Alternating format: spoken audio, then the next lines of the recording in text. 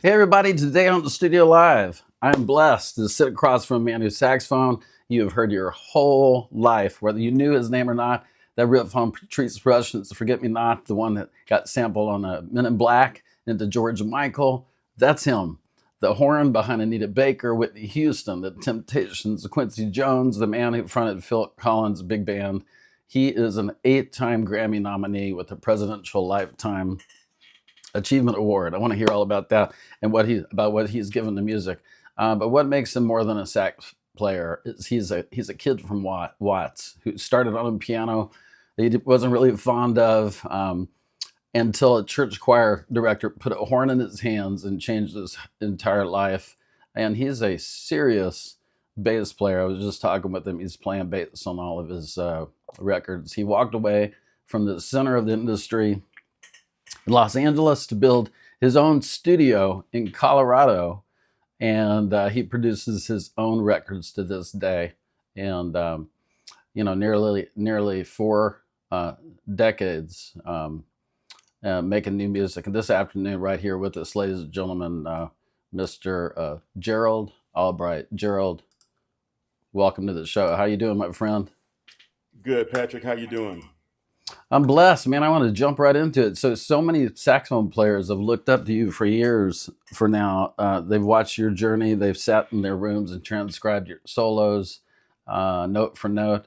Thank you for taking time to share a little bit of your life with us today. I know you've got probably like 9 gigs that you're going to this week, and so thanks for taking time. I want to start with the sound. The sound the whole world knows, even if they don't know know the details. That's your saxophone on Patrice Rushen's Forget Me Nots, the riff that got sampled in A Minute Black and Fast Love. Standing in that session as a young man, did you have any idea you were cutting something that would outlive everybody? I did not. Basically, at that point, I was a studio musician, doing different things around Los Angeles, and Patrice Rushen called me in to do the sax solo, and I loved the tune when I first heard it. It sounded very radio, and it sounded like it would have some longevity, but who could have forecasted that it was going to have the longevity that it has now? And it's still on the radio. It's still, strong in a lot of different medias and platforms. And I'm very, I'm very excited and very honored that she gave me that H16 bars on that song, because that was kind of like the launching pad for me to do a lot more work. Isn't that kind of if you're talking to people who are coming up, it's hard to describe how our lives happen, because so much of it is about like an anointing or a moment or something that brings you into the spotlight. I think I mean, just take us back to talk about that a little bit about how do you get ready for something like that, or is it just something innate? You just have to be the right person. Is it simpler than we're making it? Well, I was very fortunate as a young kid. I went to Locke High School, which was one of the schools in South Central Los Angeles that had a great music department headed up by Don Dustin and Frank Harris. Um, Mr. Dustin passed away a little while ago. Mr. Harris is still with us, fortunately. But they were resilient teachers. They were very decisive in terms of optimizing the music department at that time. And people like Patrice Rushen were part of that music department. The Earth, Wind, and Fire horn section that you hear today were part of that music department. Leon Ndugu Chancellor, who was a drummer for Michael Jackson and a plethora of other artists, was part of that wonderful institution. So I started out very fortunate in terms of being around those people who had the same mindset of optimizing their position in the music business. So after college and just coming back to LA from the University of Redlands in 1979, wanting to play my horn as much as I could in as many different areas that I could, Patrice Rushen called me and said, "Hey, I need you to come down and do this sax solo." And back in those days, it was just really about prepping for the session, finding a good reed, making sure the horn was in good operation, and showing up on time, and having the work ethic that they would ask for. And so that's how that all came together. Again, when I did the session, I had no idea that it would be a landmark session for me and for her and for a lot of the people that were involved in that particular song. But forgive me nots won't leave, man. It won't die, which is That a is the beautiful thing. forever groove, forever Yes, and ever. absolutely. What did you learn? Do you think, if you had to put it into words, what do you learn from? I mean, in my life, I've had people I've worked for: Bobby Caldwell, Gina Vanelli, Diane Shore. But like, what did you learn from those people you just mentioned about? What are the key takeaways you think that helped you get centered and focused and succeed? You know, I'm kind of talking to the young kids too, like now, Well, sharing it that. started once again with the teachers, Don Dustin and Frank Harris. They gave us the platform to be very disciplined in what we do. And so when you're trying to establish yourself in the music business, you have to leave something behind in that recording studio that people will remember. And hopefully they remember once again your worth ethic. Hopefully you gave them musically what supported their vision for your involvement in that given tune. It's just really about being on point at that time, showing up on time, um, just being there 200% for the contractor who hired you for that particular date. And but again, as a musician, it starts with, as any music teacher would tell you, for being prepared. Stay in the practice room, because you never know what style of song you're going to play on, what key, what BPM, beats per minute. You don't know any of that stuff until you get in there, and Mhm. you have to be prepared for all of those elements and all of those parameters. Do you remember the first sound you got out of a saxophone? Like for me, I had an old Con 10M, looked like it washed up on the beach. It barely played anything, and I'm always trying to encourage kids to make sure they start off with the right equipment. But do you remember your first horn and what kind of sound you got out of it? Mine was Well, terrible. I can tell you exactly what the sound was. It was a squeak. I remember that part. But Well, my Yeah. very first horn, Patrick, was an old King alto, silver alto, that George Turpo, who was my private teacher at the time and also the musical director at our church in South Central LA, Beulah Baptist Church, which is still standing and still going strong. Mm. Um, when I wasn't interested in piano, he had to talk with my parents and said, "Hey, we need to take Gerald off the piano and put him on something else." How And come? What unannounced, happened? Wait, what happened? Like how did that I mean, how did he decide? Were you terrible at piano, or were you great at sax, or did he just like that you thought that you fit get together? What's up with that? well, it just didn't appeal to me. The piano didn't appeal to me at that time. We had an old upright piano in our den, and as I looked out the window, seeing my buddies playing football and basketball, and here I am trying to learn the C scale, it was kind of frustrating. So I never put the time in on piano, honestly, at that point. Ironically, of course, years later, with the piano being the center of music and things that we refer to the piano to write music. I'm very interested in the piano right now. I'm not a virtuoso by any means, but I use it enough to get the song out and the song ideas and things like that. But yeah, he was the first one that put me on the sax. He had an old sax in his garage that he himself used to play back in the Army days. And so he brought that to the next lesson unannounced and said, "Gerald, we're going to do something different today." And Mm. he opened up this old case that had purple velvet inside, and here comes this nickel plated King alto saxophone, and he gave me a fresh reed, and he said, "Put this in your mouth and lick this reed," and I said, okay, Mr. Turpo. And then next thing you Hmm. know, I'm, blowing through this horn and I'm loving it. And at the age of 8 or 9, you're kind of holding this thing in your hand going, well, this is kind of cool. This is more interesting than piano. I can blow through it. I can press the keys. It makes a cool sound. And so I fell in love with it, long story short, very quickly. And it's been with me ever since. And that's wonderful. Do you remember? Was there a time shortly after that you're like, yeah, man, I can do this. Like I really want to do this, or did it kind of, or did you just kind of like end up doing it and then find out later?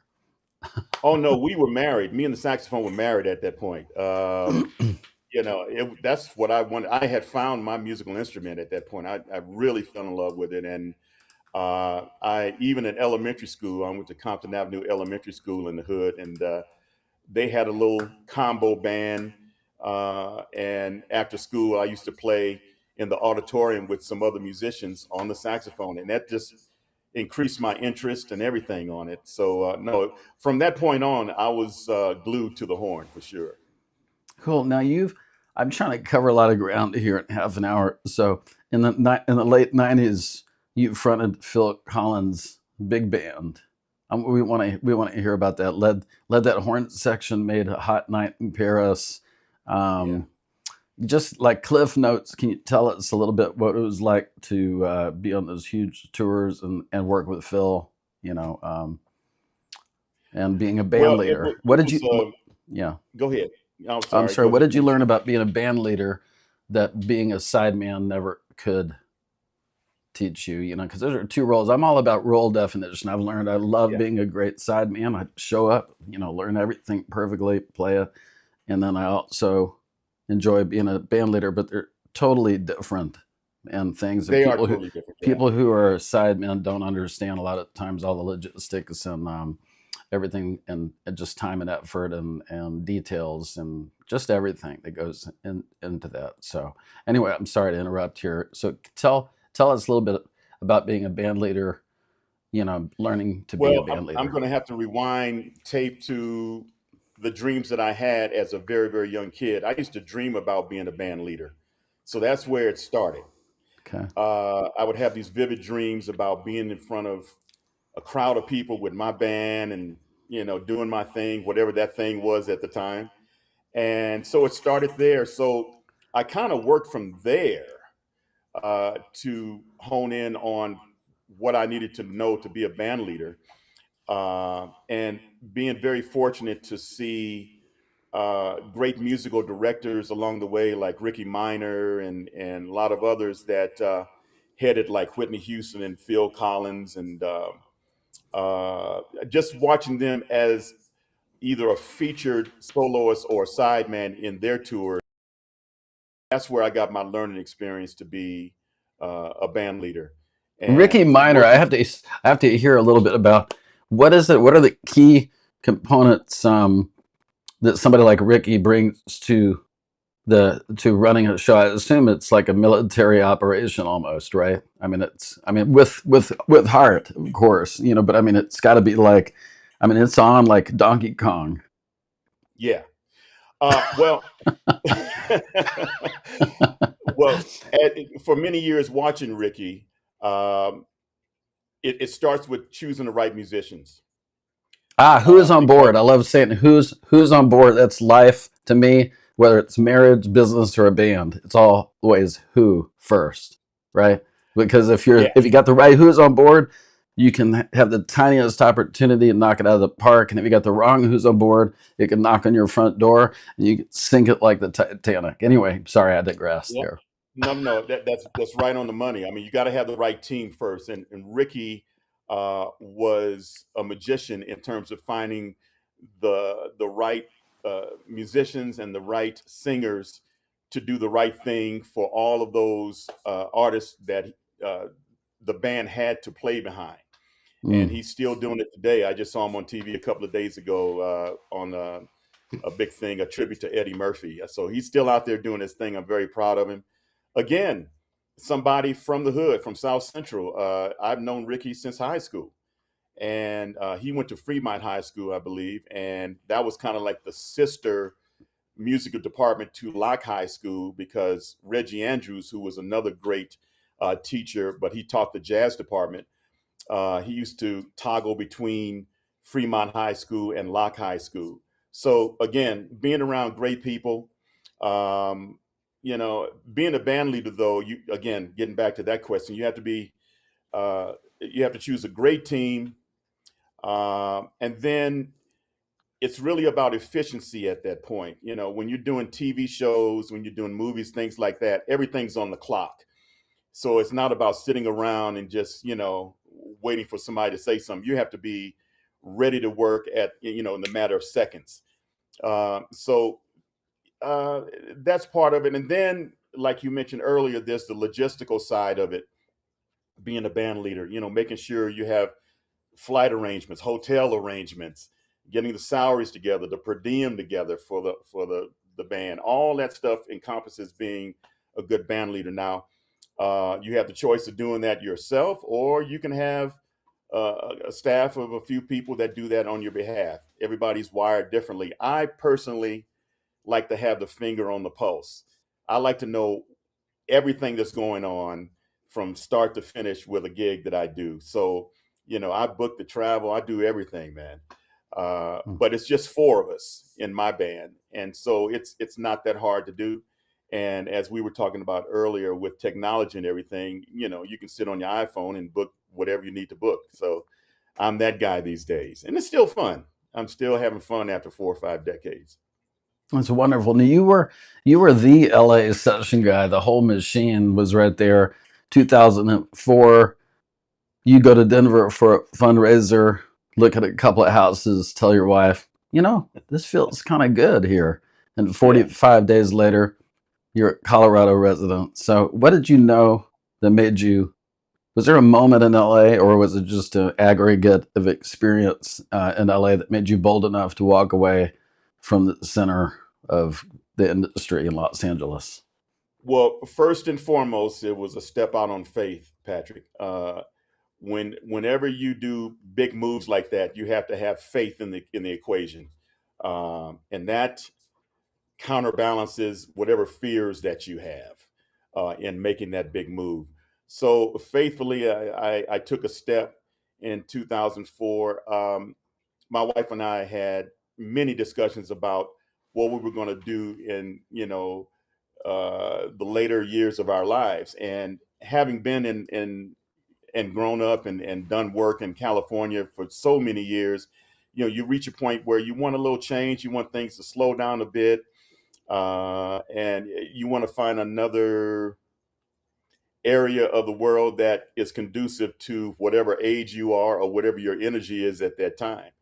And Denver at that time felt good to me. It was a little, well, back in those days where I live now, it was a very small community. Now it's built up. The secret's out and everybody's here now. Mm. But I know uh, Darren lives out there. Darren Ron lives in yeah, Colorado. Darren lives about 15 minutes from me. And you know, I I love doing the session thing. I love doing the award shows, and I did American Idol for a few years, that whole thing. But I really wanted to be a band leader and tour with my band. Again, getting back to that initial dream that I had as a young kid.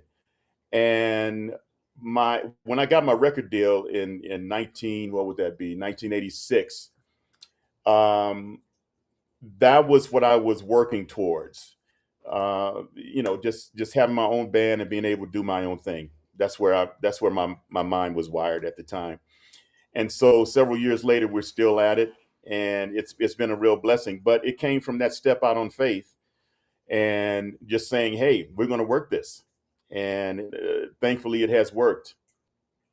I'm fond of saying it's a big wide world. Like I was born in Mississippi. I lived in Portland, Oregon for 25 years, and but Hmm. you don't people get used to living in one thing, and it's like I enjoy being in the sun down here in South Florida. Now it's just a big wide world. Go experience it. That's what I say to people. I But totally agree. you know, Yeah. I mean, you got one life, and go experience something. Wonderful And and that being fun. said, if I can expand on that, I mean, music allows you to do that. We do a lot of traveling with what we do, and we've seen some places. I'm sure you have too, with your wonderful career, that people will never get a chance to see in life, and that was through music and the vehicle of music. So I'm very honored to be that guy who is a missionary of the music and spreading, like you said, globally. There's more to this planet than the United States. It's really about getting out there and seeing the other cultures, meeting people, seeing how they live life. And I think that's Amen. one of the greatest features. So you build your records in your own studio now. The whole Jesus Stream run and mixed by you. You mix your records too. I mix my records. Yeah. Man, Now, wow. uh, thankfully, the one positive thing that came out of COVID in the early 2020s Study was, hall. hey, we were at home. We, we were at home doing nothing, and whenever I would record my records, I would make pretty good demo mixes of my stuff. And I just had an epiphany while I was at home doing nothing. I said, well, maybe I can take it to the next step and actually mix my records. Mm. And because the advantage to that is I'm listening to these songs that I've composed every day. I know every expression, every nuance. I know every part of that mix, as opposed to just dropping this into some other engineer's hands, and now we're a part of the assembly line of all the clients that he has to work for at that given time. So, Mm. um, I have a mastering engineer that I have been working with for years, and I called him up, and his name is Sonny. His nickname is Sonny. I said, Sonny, hey man, I'd like to send you some mixes, and I want you to be brutally honest with me. Let me know, Uh-oh. what you Yeah. think, and whatever's wrong, let's make it right, blah blah blah. And we had, I sent him some mixes, and then he gave me some feedback. He said, well, Gerald, your mixes are very close. You just need to tweak this, tweak that, make this level, whatever. And you got a heck of a mix. I'm like, okay. And so at that point, I started buying outboard gear and software, mixing software and things like that, learning that during COVID. And ever since then, I've been mixing my own records, man. And thankfully, several of the singles have gone number one as a result of those mixes and the folks involved in them. So I'm real happy about it. And I have fun mixing. It's something that I really enjoy doing. So it's another passion of mine. Wonderful. Well, let's talk about right now. G Funk, Trombone Shorty, Living My Best Life, a whole new run of music, nearly 4 decades in. At this point, you got nothing left to prove. So what are you chasing today? Uh, when you make a record, what gives it meaning and makes it worthwhile now? Well, and I get that's a great question. I get asked this all the time. People ask me, well, so when are you going to retire? And I go, well, you don't really retire from music. You know, I Yeah. can't see myself waking up one day and saying, okay, I'm just going to hang my saxophone on the shelf and I'm done. You know, uh, guys like Sonny Rollins, God rest his soul, still playing in his 90s, man. I mean, you just don't put it down because once again, the passion is perpetual. And so it keeps me young. I'm still thriving on music.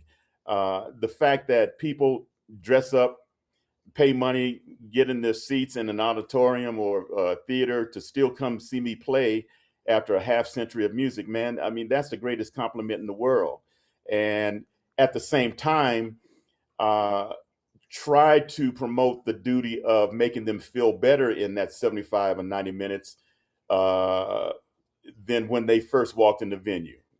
That's our whole mission, is to make them feel better with the music, and to still be able to do that, man, and still have time to be Gerald. you know, I have a very balanced life now with music. I'm golfing a lot more. I'm still family man. With my grandkids and my kids and all that. Man, it's been a real blessing for me. So no complaints. And music was the launching pad and the thrust of all of that. So just very thankful at this point, Patrick. That's a beautiful thing. You're one of the few saxophone players alive with his own signature horn. Cannonball built the Big Bell Stone series with Gerald Albright name on it, and I'm with Cannonball. I love that whole family. Everybody at Oh, Cannonball, they're great. Tevis, Cheryl, and Lisa, and Randall, just everybody, Jim. Um, so when you pick up the horn they made for you, what does it do that other horns don't? There you go. Well, what we did as a team, we went in together and designed the horns. So um, I knew the sound that I needed when I came in and talked to them. And the fact that Tevis and Cheryl are great musicians within their own right, Randall Clark as well. The whole staff are very musically inclined. So now you're talking about, you're talking and having meetings with people that really relate to the industry that you're a part of. And so we sat down and I told them the sound of the horn and the feel of the horn. We talked about the materials that would make the horn. Uh, they do their own hand engraving, so we went through the design of the hand engraving on that particular signature series. And it's always a an experiment. You're always trying to make the better horn. And so I've been with Cannonball now 20 plus years. And every time we brought out the newer version of the signature horn, it was better than the previous version. So, Right? uh, Yeah. yeah, so we're always tweaking, always trying to perfect the horns. And man, the Cannonball horn is at one with me. You won't see me on stage without it because that's what I live now. And so we're having fun selling the horns, and like you said earlier, the Lockett family as a family is just great to not only do business with, but their extended family to the Albright family as well. So it's a win-win situation. Amen. I just love them. They're amazing. And like you said, they are always working on something new or a new idea or a new adaptation and I've never seen a company like that. And they welcome, it's great communication with them. They're always listening and curious and hunting for how they can make the horn better. So yeah, sponsored Absolutely. by Well, Cannonball Horns right here on the podcast. there you go. Well, and that's the difference between them just being business people and figureheads and actually being musicians. I think Yeah. what you described of them as a family and staff really depicts the care, the passion, and the love they have for making the best product that they can make. And it shows in the instruments. Every time I go to the NAM show, people are excited to really try the horns, not only my line, but the entire Cannonball line, and they do a great line of product, man, and it just gets better every year. So moving on to your Presidential Lifetime Achievement Award, a literal recognition of a life's work. So let me ask you a question I ask everybody. Uh, Forget the resume. What are you trying to do with your life's work? I mean, I think you've told us, but what if you have to put it in a few words? Um, like what is your calling through music? If you had to put it in a sentence or two. My calling for music is to spread love to this planet, um, and make people feel better with the music. We have a very unique position, Patrick, as instrumentalists. Most of our stuff doesn't have lyrics to it. So whatever message that we transcend has to come through the horn in a melody. And so I strive to give the best melody that touches the hearts and souls of those listeners who embrace my music. And if I make one person a day feel better as a result, I've done my job. So that's my whole mission. Music has been extremely good to me and my family. And so I think I'm in the right lane. And if I had to start all over again, it'll probably go exactly the same way. That's beautiful. And Brett, before we jumped on the podcast, we were exploring a little bit about the new frontiers and all this new digital AI stuff. what do you think its place is going to be if you had to surmise moving forward with like Suno and AI? Is it too early to speculate, or we just have to see what happens? Well, there's obvious pros and cons with AI. Um, AI is very helpful in a lot of ways. Um, I've just gotten into, in a musical sense, checking it out, just to kind of see what it would offer to me. As we talked about before the interview, um, yeah, I'm old school, man. So I believe in live musicians. I believe in the energy of live musicians, which I don't think computers can emulate. Hmm. They can give you MIDI notes, or they can give you a drum beat, but to really get that live feel, you got to have human beings, man. And so I think if you couple some seasonings of AI with those live musicians, I think you have a great formula. However, in terms of AI taking over music in totality, I think that's the wrong way to go. But in other ways, for students coming through school and stuff, I think AI is going to be beneficial in their learning process and things like that. But um, the main thing, Patrick, that I'm concerned about now is how music is copyrighted, ownership of the music for the artist, just making sure that all those things logistically are intact, so that we're not hindered by, the big takeover. And there's Hmm. been a lot of discussions about that, and hopefully we can find a balance and a happy medium between the two.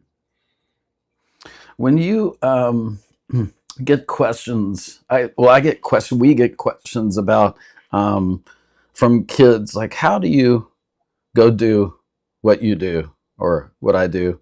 And it's hard to question the answer sometimes because it goes back to like those moments in the studio where you get that one chance to do a solo that you have no idea it's going to become iconic. But what can you tell kids in a practical sense how to get involved with what being a professional musician?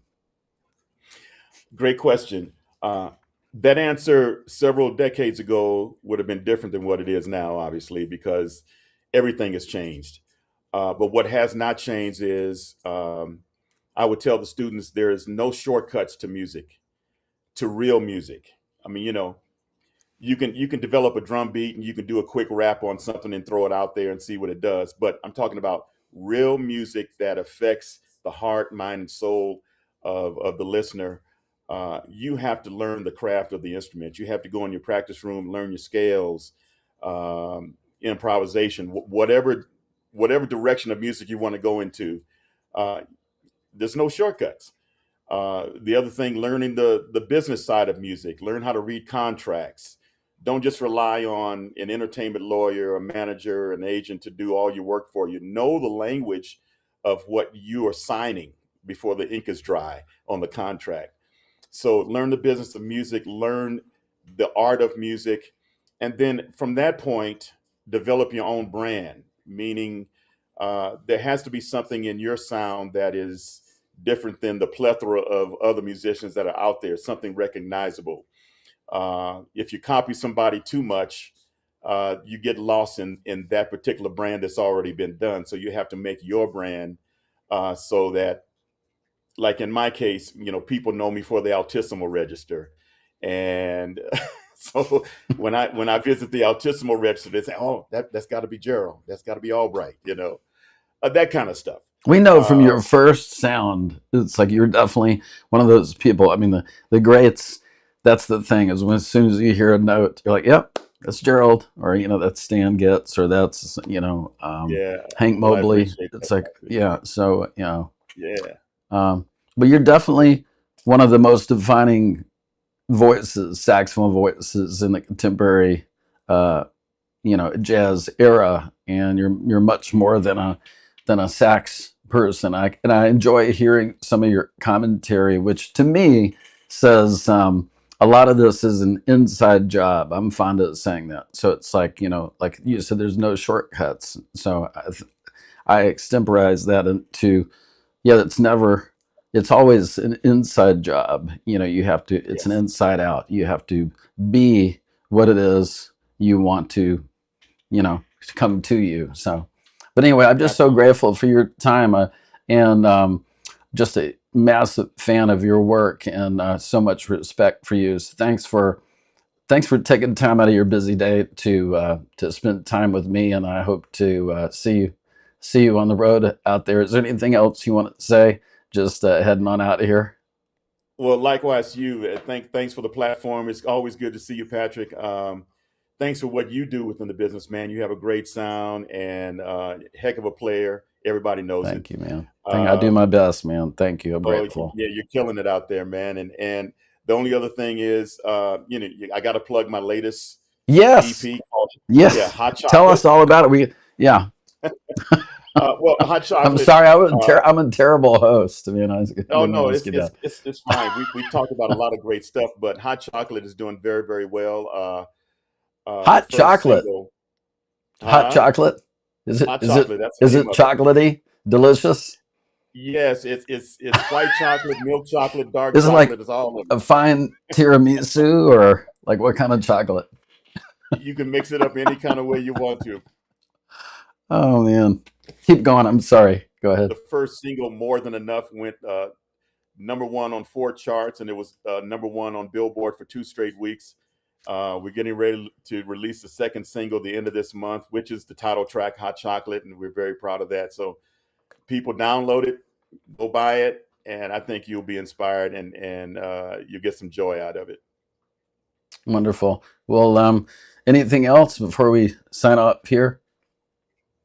Um, People who want to know where I'm going to be, go to www.geraldalbright.com. That's the hub for everything Gerald, and you can learn a bit of my history there as well, and know where I'm going to be on tour. So excited about getting back out there after my rest. Beautiful. And I want to do a quick little plug for an app that I just created for people like us. It's called Gig Right, like play right, gig right. So I have always wanted, as a band leader, something that had everything, maps, set lists, mileage, taxes, finances, everything in one app. So I created this app called Gig Right, Gigwright. Anyway, if you feel like checking it out, check it out. God bless everybody, and thank you, Gerald, and everyone listening. Catch you next time. Uh, Sure is funny. I know that. This is where the party at. Patches is patches. 2-week-old collard green. Kind of extra meat in it. Do it, honey. He always wearing them Japanese burgers.